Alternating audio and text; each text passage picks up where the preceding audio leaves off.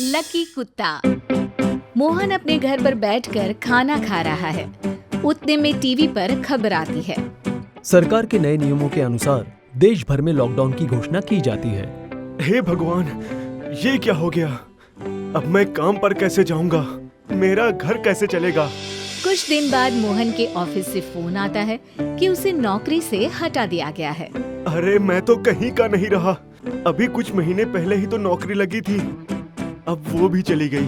बचे हुए पैसे से पता नहीं कब तक गुजारा चलेगा। मोहन एक मेहनती और भला इंसान था, लेकिन लॉकडाउन की वजह से उसकी आर्थिक हालत बहुत खराब हो जाती है।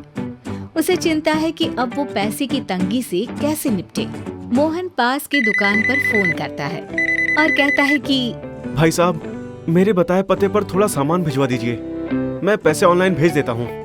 अरे भाई साहब, लॉकडाउन की वजह से बहुत लोगों ने आम दिनों से ज्यादा सामान मंगवा लिया है। फिर भी देखता हूँ, जो बचा होगा मैं आपके बताए पते पर भिजवा देता हूँ। कुछ देर बाद दुकान से आया एक लड़का मोहन के दरवाजे पर एक बड़ी सी थैली में आटा, चावल, तेल, चीनी इत्यादि लाकर दे देता है। आपका शुक्रिया भाई। दुकान वाले लड़के के जाने के बाद जैसे ही मोहन दरवाजा बंद करने बढ़ता है, उसे एक घायल कुत्ता अपने घर के आगे दर्द में कराहता हुआ दिखता है। ये कुत्ता इतनी बुरी हालत में सड़क पर पड़ा है और कोई इसे बचाने भी नहीं आ रहा। पता नहीं किसका है। इस महामारी की वजह से घर से बाहर भी तो नहीं निकल सकते। बेचारा कुत्ता। मोहन कुत्ते की वजह से दुखी तो था, लेकिन कुछ कर नहीं सकता था और वो दरवाजा बंद करके अपने कमरे में वापस आ जाता है। फिर कुछ सोचकर अपनी खिड़की के अंदर से ही आवाज लगाता है। अरे सुन रहा है कोई? कोई है? किसका कुत्ता है ये? सड़क पर घायल पड़ा है, कोई लेकर जाओ इसको। देख नहीं रहे दर्द में कैसे तड़प रहा है। आसपास के लोग अपने अपने घरों के अंदर से ही झांक तो रहे हैं, लेकिन उसकी बात का कोई जवाब नहीं देता। बेचारा कुत्ता, उसे कितना दर्द हो रहा होगा। देखने से तो पालतू लगता है। थोड़ी देर इंतजार करता हूँ, शायद इसका मालिक इसे ढूंढते हुए आए और इसे ले जाए। जब बहुत देर तक उस कुत्ते को लेने कोई नहीं आता, तो मोहन का दिल पिघल जाता है। उससे उस कुत्ते की हालत देखी नहीं जाती और वो उस कुत्ते को अपने घर ले आता है। देखो, अब तुम घबराओ मत, तुम मेरे साथ हो। मुझसे जो बन पड़ेगा मैं तुम्हारे लिए जरूर करूँगा। मोहन झट से फर्स्ट एड का डब्बा लाकर उस कुत्ते के जख्म को साफ करता है और उस पर पट्टी बांध देता है। तुम्हारी पट्टी तो हो गई। मेरे पास खाने के लिए भी ज्यादा कुछ नहीं है, तो तुम पहले ये रोटी खा लो। जब मैं सामान मंगवाऊंगा तब तुम्हारे लिए दूध भी मंगवा लूंगा। उस दिन के बाद मोहन ने उस कुत्ते के ठीक होने तक उसे अपने साथ ही रखने का फैसला किया। दिन बदलते गए और मोहन उस कुत्ते की देखभाल करता रहा। वो रोज उसे खाना खिलाता रहा, पानी पिलाता रहा, उसकी पट्टियां बदलता रहा और कुछ ही दिनों में उसके जख्म ठीक हो गए थे। लॉकडाउन की वजह से मोहन सारा समय उस कुत्ते के साथ रहकर उसकी देखभाल करता रहा। लेकिन समय बीतने के साथ साथ मोहन के घर का किराना भी कम होने लगा था। कमाई का कोई साधन ना होने के कारण अब मोहन को भी चिंता होने लगी थी। रसोई में रखे डब्बे अब लगभग खाली हो गए थे। घर में बाकी का जरूरत का सामान भी कम पड़ने लगा था। लेकिन उस कुत्ते को अपने घर में खेलता कूदता देखकर मोहन को खुशी भी थी। इतने दिन तो पता नहीं चला, लेकिन मेरे बैंक खाते में भी अब इतने पैसे नहीं बचे कि मेरा गुजारा हो सके। लॉकडाउन लगे 3 महीने होने को आए हैं। पता नहीं कब तक ये सहना पड़ेगा, लेकिन मैं इस कुत्ते को बेसहारा भी तो नहीं छोड़ सकता। लॉकडाउन का तीसरा महीना खत्म होते होते मोहन को टीवी पर एक राहत की खबर मिलती है। हमारी मौजूदा सरकार ने देश भर में लगाए गए लॉकडाउन को हटाने का फैसला किया है। अब से बाजार, दफ्तर, शॉपिंग मॉल इत्यादि आम लोगों के लिए खुल जाएंगे और विमान, बसें और रेलगाड़ियां फिर से अपनी रफ्तार पकड़ेंगे। मोहन इस खबर को सुनकर खुश तो होता है, लेकिन साथ ही नौकरी ना होने की वजह से हुई आर्थिक तंगी उसकी खुशी को थोड़ा कम भी कर देती है। इससे मोहन को उस कुत्ते का भी ख्याल आता है, जिसे अब उसके मालिक को सौंपना भी जरूरी था। अब ये कुत्ता ठीक हो चुका है और लॉकडाउन हटने के बाद मुझे इसके मालिक को ढूंढकर इसे लौटा देना चाहिए। चलो दोस्त, अब तुम्हें तुम्हारे मालिक को लौटाने का समय आ गया है। मोहन उस कुत्ते को लेकर आसपास के घरों और दुकानों में जाकर उस कुत्ते के बारे में पूछता है। भाई, क्या तुम इसके मालिक को जानते हो? ये बेचारा लॉकडाउन के दौरान मुझे अपने घर के आगे घायल मिला था, तो मैंने इसे अपने पास रखकर इसकी देखभाल की थी। अरे नहीं भैया, हम नहीं जानते इसके मालिक को, और हो सकता है इसके मालिक ने खुद ही इसे घर से निकाल दिया हो, वरना ये कुत्ता तुम्हारे घर के आगे घायल ही क्यों मिलता? मोहन अपने पड़ोसियों की इस बात को अनसुना करके उस कुत्ते के मालिक को ढूंढने आगे बढ़ता है। अरे मोहन भाई, कैसा चल रहा है लॉकडाउन के बाद सब? बस सुरेश, सब सही। आपकी मेहरबानी की वजह से लॉकडाउन का वक्त कट गया। आपका एहसान हमेशा रहेगा मुझ पर। अरे क्या मोहन भाई, अब तो आप शर्मिंदा कर रहे हैं। वैसे ये नया दोस्त कौन है आपके साथ? अरे ये तो लॉकडाउन के दौरान ये मुझे घर के बाहर मिला था, तो मैंने इसे अपने साथ रख लिया। ये तो बहुत अच्छा काम किया मोहन भाई। अब इसे अपने साथ ही रखोगे? नहीं, इसके मालिक को ढूंढने ही बाहर निकला हूँ। चलिए अब चलता हूँ, इसे जल्द से जल्द इसके मालिक के पास पहुँचा देता हूँ। हाँ भाई, अपना और इसका ध्यान रखना। और देखता है कि एक बड़ी सी गाड़ी आकर उसके सामने रुकती है। उस गाड़ी से एक बहुत ही धनवान व्यक्ति उतरता है। माइलो, क्या ये मेरा माइलो है? ये कुत्ता तुम्हें कहाँ से मिला भाई? जी नहीं, ये मेरा कुत्ता नहीं है। ये तो मुझे लॉकडाउन के दौरान मेरे घर के आगे घायल मिला था। मैंने बस अपने घर में रखकर इसकी देखभाल की, लेकिन इतने दिन तक इसके साथ रहने की वजह से मुझे इस प्यारे कुत्ते से लगाव हो गया है। हाँ, लॉकडाउन से पहले मेरा कुत्ता माइलो घर से भाग गया था और लॉकडाउन की वजह से मैं इसे ढूंढने भी नहीं आ सका। मैंने तो इसे दोबारा देखने की उम्मीद ही खो दी थी, लेकिन आज यहाँ से गुजरते समय मुझे ये तुम्हारे साथ यहाँ दिखा, तो मैं तुमसे बात करने यहाँ आ गया। अब आपको आपका कुत्ता मिल गया है, तो ये आपके लिए बहुत खुशी का दिन साबित हुआ। और देखिए, ये भी आपसे मिलकर कितना खुश लग रहा है। ये तो तुमने बिल्कुल सही कहा भाई, लेकिन मुझे हैरानी है कि ये तुम्हारे साथ इतने दिनों तक आराम से कैसे रह गया? जी, मैं आपके कहने का मतलब नहीं समझा। अब मेरे कहने का मतलब है कि माइलो इतनी आसानी से किसी को अपने पास भी नहीं आने देना चाहता। इसका ट्रेनर या मैं ही इसके पास जा पाते हैं। किसी और को तो ये डराकर भगा देता है, खास तौर पर तो अजनबियों को। देखिए सेठ जी, वो सब तो मैं नहीं जानता, लेकिन मैं बस इतना जानता हूँ कि हर जीव प्यार की भाषा समझता है। लॉकडाउन के मुश्किल समय में जितनी जरूरत इसे मेरी थी, उतनी ही जरूरत मुझे इसकी भी थी। इसके साथ रहकर मुझे जरा भी अकेलापन महसूस नहीं हुआ। बस समझ लीजिए कि हम दोनों ही एक दूसरे का सहारा थे। मेरे माइलो का इतने दिन तक ध्यान रखने के लिए तुम्हारा बहुत बहुत शुक्रिया भाई। जी, इसमें शुक्रिया करने जैसी कोई बात नहीं है। मैंने बस वही किया जो मैं उस वक्त कर सकता था, और ऐसा करके मेरे मन को बहुत खुशी और संतोष मिला। अच्छा, वो सब तो ठीक है, पर बातों बातों में मैं तो तुम्हारा नाम पूछना ही भूल गया। क्या नाम है तुम्हारा और क्या करते हो तुम? जी, मेरा नाम मोहन है। मैं कोने वाले मकान में रहता हूँ। लॉकडाउन से पहले मैं एक कपड़े की फैक्ट्री में सुपरवाइजर था, लेकिन लॉकडाउन की वजह से मेरी नौकरी छीन गई और अब नई नौकरी ढूंढने ही निकलूंगा कल। ये सुनकर सेठ लक्ष्मीदास मुस्कुराकर कहते हैं कि फिर तो तुम बड़े सही वक्त पर मुझे मिले हो। वो कैसे सेठ जी?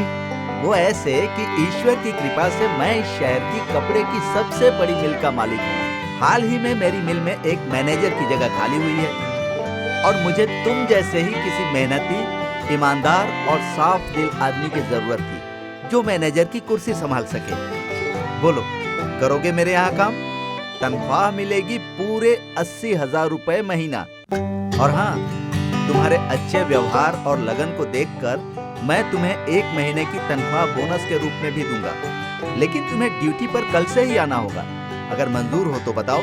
सेठ जी, मुझे अपने कानों पर विश्वास नहीं हो रहा।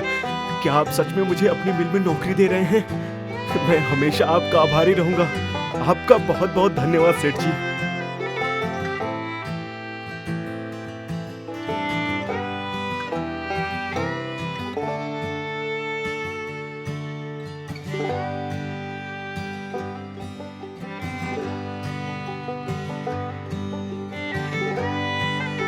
ये कुत्ता तो सच में मेरे लिए बहुत लकी साबित हुआ है। मुझसे ये खुशी संभाली नहीं जा रही।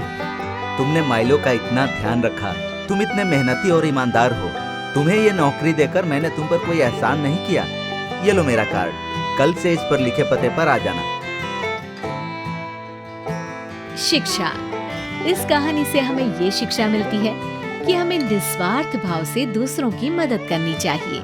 कभी कभी मजाक मजाक में कोई ऐसी बात हो जाती है जो जिंदगी के लिए खतरा बन जाती है। ऐसा ही एक वाक्य वसुदेवपुरा में हुआ। वसुदेवपुरा में 4 आवारा दोस्त थे जिन्हें कोई काम ही नहीं था। पूरे दिन लोगों को हुटिंगबाजी करना, मजा लेना, मजाक उड़ाना, यही इनका काम था। एक दिन चारों गांव की चौपल पर बैठे रहते हैं कि तभी मुखिया की बीवी अपनी बहू के साथ गुजरती है। अरे मुखियाइन काकी, बेचारी नई नई बहू को कहाँ घुमा रही हो ऐसी धूप में? अपने होने वाले पोते की खबर निकालने। आपको कैसे पता कि पोता ही होगा? अरे बेटा, अपने गांव की पहाड़ी के गुफा में एक बाबा आए हुए हैं। वो देखकर बता देते हैं कि इसे लड़का होगा या लड़की। ऐसा कैसा हो सकता है? कोई भला ऐसे कैसे बता सकता है? एक नंबर का झूठा होगा वो बाबा। नहीं, वो जो बताता है सच बताता है। और अगर हम साबित कर दें कि वो झूठा है तो जो कहोगे दूंगी। गांव की मुखिया हूँ, कल मैं फिर आऊंगी, तुम लोग भी आ जाना। और दूसरे दिन मुखिया जब अपनी बहू के साथ गुफा के पास पहुँचती है तो देखती है तीनों दोस्त घूंघट किए एक प्रेग्नेंट बहू को लिए वहाँ पहुँचते हैं। अरे तुम्हारा चौथा आवारा दोस्त कहाँ है? मुखियाइन काकी, अब आप भी हमें आवारा मत कहो। पूरा गांव तो कहता है। खैर छोड़ो चौथे दोस्त को, ये बहू किसकी है? ये ही हमारा चौथा दोस्त है, कलुआ। हम इसे प्रेग्नेंट बहू बनाकर लाए हैं। बाबा से पूछेंगे इसे लड़का होगा या लड़की। देखते हैं वो क्या कहते हैं। तुम चारों आवारा सुधरने वाले नहीं हो। ये सब करने की क्या जरूरत है? आप सबको सच्चाई बताने के लिए। और सभी गुफा के अंदर पहुंचते हैं। उन्हें देखते ही बाबा कहते हैं, आओ आओ, कैसी है बहू? आयुष्मान भव, पुत्रवती भव। ये लोग? बाबा, हम भी आपसे पूछने आए हैं। हमारी ये भाभी जी भी प्रेग्नेंट है। इन्हें लड़का होगा या लड़की? यहाँ आओ बहू। जल्दी बताओ बाबा, हमें भी जानने की इच्छा है। मूर्ख कहीं के, एक मर्द को औरत बनाकर मेरी तपस्या का अपमान करने आए हो। मैं बताता हूँ। जाओ, लोगों को 9 महीने में बच्चा होता है। इसे 9 घंटे में लड़का होगा और वो लड़का तुम सबकी मौत का कारण बनेगा।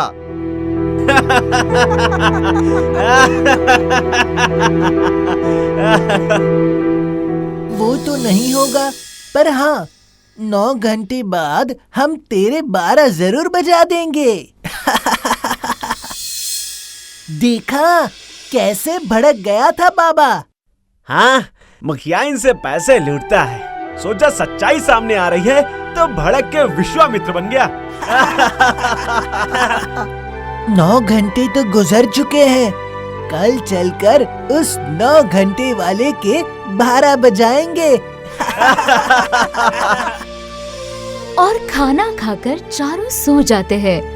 रात को अचानक कलुआ की नींद खुल जाती है। उसे कुछ पेट में तकलीफ होती है। जब वो करवट लेता है तो उसे बेचैनी हो जाती है और वो सीधा सो जाता है। अचानक उसका पेट धीरे धीरे फूलने लगता है। वो चौंकता है। अरे ये क्या हो रहा है? मेरा पेट बड़ा क्यों हो रहा है? अलगू, शेरू, रमुआ। अरे क्या हुआ, क्या हुआ? अरे तेरा ये पेट। पता नहीं क्या हो रहा है, अचानक से बड़ा होने लगा। अरे ऐसे कैसे? कहा था कम खा, मगर रोटी पे रोटी ठूसे जा रहा था। लगता है गैस प्रॉब्लम हो गई है।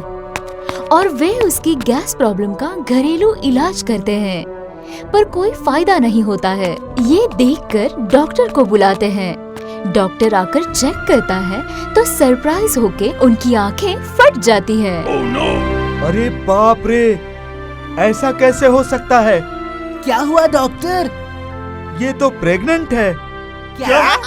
और फिर तो ये बात जंगल में लगी आग की तरह पूरे गांव में फैल जाती है कि कलवा प्रेग्नेंट है। सुनते ही पूरे गांव में हंसी मजाक शुरू हो जाता है। मुखिया 3-4 औरतों के साथ उनके घर आती हुई कहती है, क्यों रे कलवा, फंक्शन आदि करवाना है? कैसा फंक्शन? गोद भराई की रस्म वगैरह। भागो भागो भागो यहाँ से, मुझे कुछ नहीं हुआ है, भागो भागो। मुखिया तो गांव वाली औरतों के साथ वहाँ से चली जाती है, मगर कलवा के पेट में लगातार दर्द बढ़ता ही जाता है। तीनों दोस्त भी टेंशन में आ जाते हैं और उसे ही पकड़े बैठे रहते हैं, और वो है कि लगातार दर्द से चीखता जा रहा है। प्रेग्नेंट लेडी की तरह कहता है, मुझे अचार खिलाओ, मुझे आम खिलाओ, मुझे खट्टा खाने का मन कर रहा है। ये देखो इधर।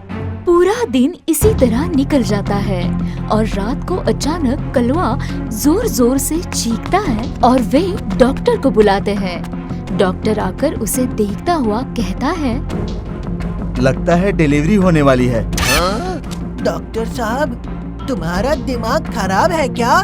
लगता है उस बाबा से तुम मिले हुए हो। अगर ऐसा है तो उसके साथ साथ तुम्हारे भी 12 बजाएंगे हम।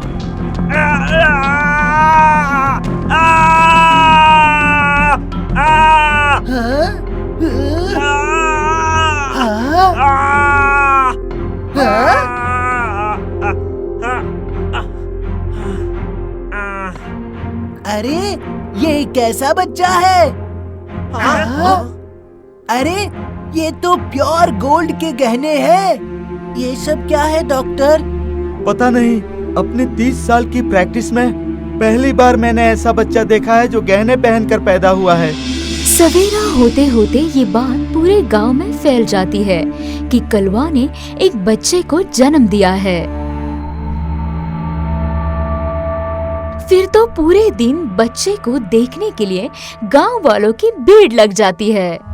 एक मर्द ने बच्चे को जन्म दिया के साथ साथ वो गहने पहनकर पैदा हुआ, ये बात भी कम सरप्राइज की नहीं थी। पूरे दिन चारों गांव वालों की बातें, मुखिया के ताने सुनते हैं। रात होते होते आपस में फैसला करते हैं, यार इसे हम पालेंगे कैसे? पालने की क्या जरूरत है? इसके शरीर पर काफी कीमती गहने हैं। उतारकर इसे उसी पहाड़ी से खाई में फेंक देते हैं। आगे का काम जंगली जानवर कर देंगे। पर कोई पूछेगा तो क्या कहेंगे? बच्चा कहाँ गया? कह देंगे जैसे चमत्कार की तरह आया था वैसे ही गायब हो गया।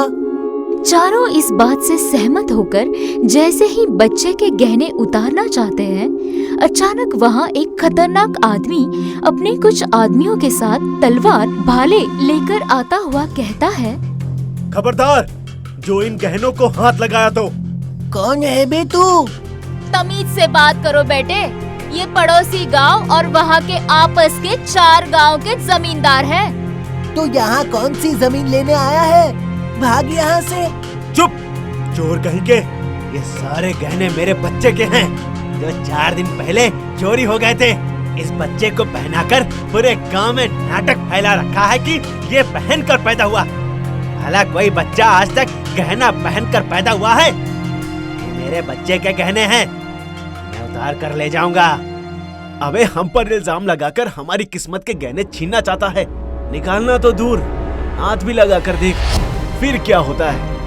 हम तो लगाएंगे, तू रोकेगा तो तू देखना फिर क्या होता है। जमींदार जी, आप गहने उतारिए। खबरदार! क्या कर रहे हो बेटा? भूल गए साधु ने क्या कहा था? उस साधु की ऐसी की तैसी, साथ में इसकी भी। अबे हट, हमला! नहीं बचेगा। माफ करना मुखिया जी, हम अपने गहने नहीं छोड़ सकते थे। हमने पा लिया, मगर इसे पाने के लिए हमें उन चारों की जान लेनी पड़ी। इसे 9 घंटे में लड़का होगा और वो लड़का तुम सबकी मौत का कारण बनेगा। काश इन बच्चों को इस बात का सबक मिल जाता तो अच्छा होता। कभी भी किसी भी शक्ति का मजाक नहीं उड़ाना चाहिए, वरना कभी कभी वो हमारी जिंदगी के खात्मे का कारण भी बन सकती है।